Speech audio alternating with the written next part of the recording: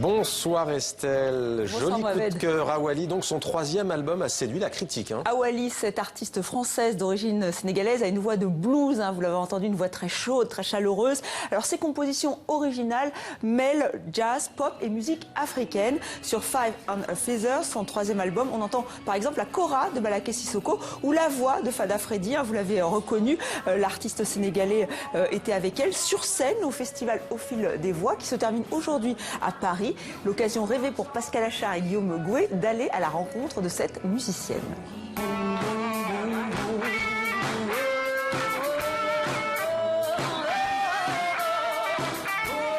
Je suis française, je suis d'origine sénégalaise, je vis en Italie, j'ai vécu aux États-Unis et tous ces pays, toutes ces cultures m'ont influencée aussi bien dans ma vie personnelle, bien sûr, que dans ma musique.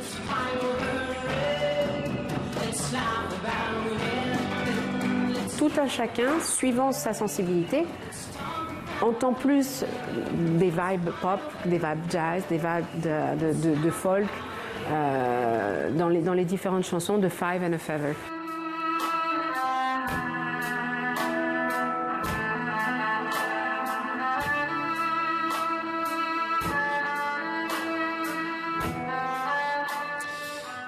Au programme également, Estelle, vous nous le dites, plus que quelques jours pour aller voir l'exposition Picasso Giacometti. C'est au musée Picasso à Paris. Alors, une exposition qui réunit deux génies, alors certes, mais alors on a envie de se demander mais pourquoi? Parce que vraiment ils sont extrêmement différents, tant dans leur personnalité que dans leur art. On a d'un côté Picasso, hâbleur, bon vivant, un maître de la métamorphose, et de l'autre Giacometti, plus introverti et maître de l'épure. Et pourtant, les deux hommes se connaissaient, ils étaient amis.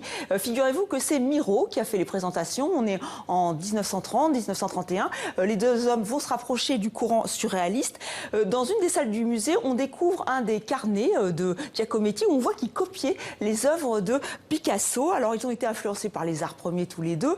Ils ont vraiment beaucoup de points en commun, mais aussi beaucoup de différences. En fait, ils s'interrogeaient tous les deux sur l'art et ils ont eu une façon d'y répondre totalement différente. On va tout de suite voir deux petits exemples avec la commissaire de l'exposition, Virginie Perdrizon.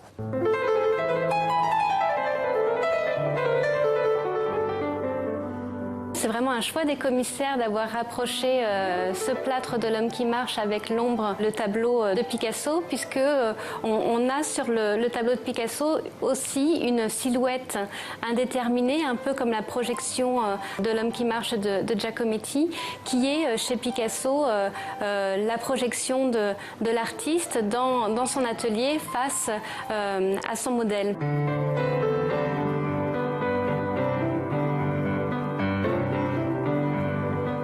Quand on rapproche les deux bestiaires de Picasso et Giacometti, on a des rapprochements très amusants puisque si on regarde les deux chats que Giacometti et Picasso ont sculptés à la même période, on a un vocabulaire de forme tout à fait opposé. Un chat côté Picasso qui est comme un chat saisi dans l'instant prêt à bondir et pour Giacometti un chat qui est tout en pureté, tout en ligne, très graphique et qui est presque un hiéroglyphe égyptien tellement il est réduit à son essence même de chat.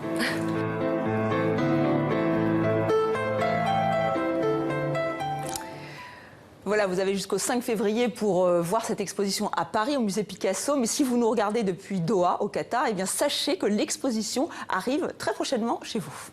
C'était demandé le programme, merci. Ah bah non, alors Anne-Thérèse Kersmacher, enfin... Ah bah allons-y, voilà. Allons-y. Parce que c'est la première fois que cette chorégraphe belge, très grande chorégraphe belge, s'essaie à l'opéra. C'est pour la mise en scène donc, de Così fan tutte, œuvre de Mozart à l'Opéra Garnier. Alors c'est très épuré, géométrique, c'est vraiment l'univers d'Anne-Thérèse Kersmacher. Et elle joue sur les duos, c'est-à-dire que chaque chanteur a son double danseur. Ce n'est pas une nouveauté, on l'a déjà fait, mais là vraiment la symbiose fonctionne parfaitement. Au début j'ai eu un peu peur, je me suis dit que c'était une mise en scène glaciale, mais non, il y a beaucoup d'humour chez Anne là, dans cette œuvre. Et petit à petit, la magie opère. Il y a vraiment des instants très poétiques. Mention spéciale à 2 des chanteuses, Ginger Costa Jackson, Despina Eborifante, et Jacqueline Wagner, qui interprète une Fiordiligi émouvante. Je vous laisse apprécier la mise en scène de la chorégraphe belge et la musique, évidemment.